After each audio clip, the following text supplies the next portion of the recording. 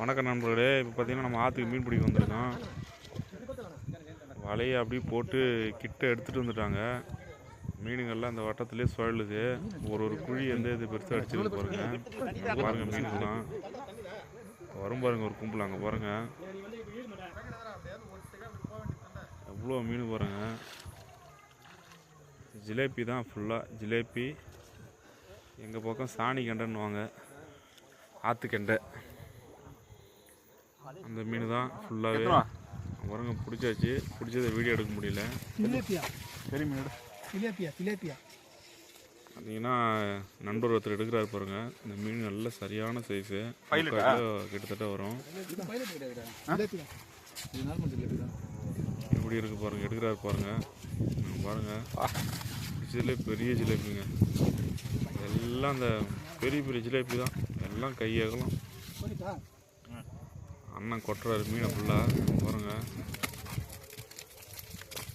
ஒரு மீன் கிடைக்கணும்லாம் எதிர்பார்க்கல நாங்கள் ஆற்றுல. அதுவும் அங்கே பாருங்க, வலை காய வச்சுருக்கோம்.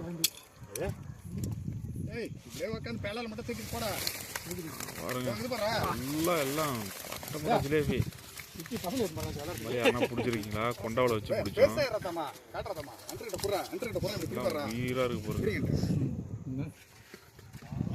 நண்பர் அண்ணன் போஸ்ட் கொடுக்குறாரு. உழுவ எந்த புதுசு இருக்கு பாருங்க.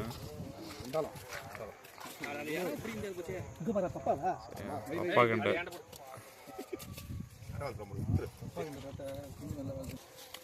எல்லாம் பிரிச்சு போடுறாங்க. பெருசு சின்னது. இன்னைக்கு ஒரு புட்டி எல்லாம் சரியான சைஸ்பா.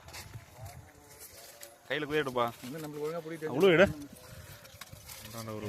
பாருங்க. எல்லாம் முடிச்சிடணுமா மீன் பாருங்க. இதெல்லாம் எங்கள் பக்கம் அவ்வளோவும் தெம்புறது இல்லை. ஆற்றுல தான் பிடிச்சோம். இப்போ என்ன பண்ணுறோம், அங்கேயே க்ளீன் பண்ணிடலாம் வலை காயிற நேரம் அப்படின்னு நண்பர் ஐடியா கொடுத்தாரு. வலையை காய போட்டு ஆற்றிலே சிப்பி எடுத்து செய்து ஆற்று தண்ணியிலே அலசி எடுத்துட்டு போய் வீட்டில் குழம்பு வச்சு பாருங்க. மேலே இருக்கிற பெலாலெல்லாம் எடுக்கிறாங்க பாருங்க. பெலாலெல்லாம் இவர் அண்ணன் ஃபுல்லாகவே மீனை ஆஞ்சிடுறாரு.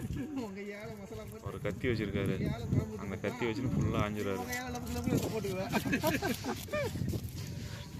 மாதிரி யாருன்னா ஆற்றுல மீன் பிடிச்சிருந்தா சொல்லுங்கள். சேனலை லைக் பண்ணுங்கள், சப்ஸ்கிரைப் பண்ணுங்கள்.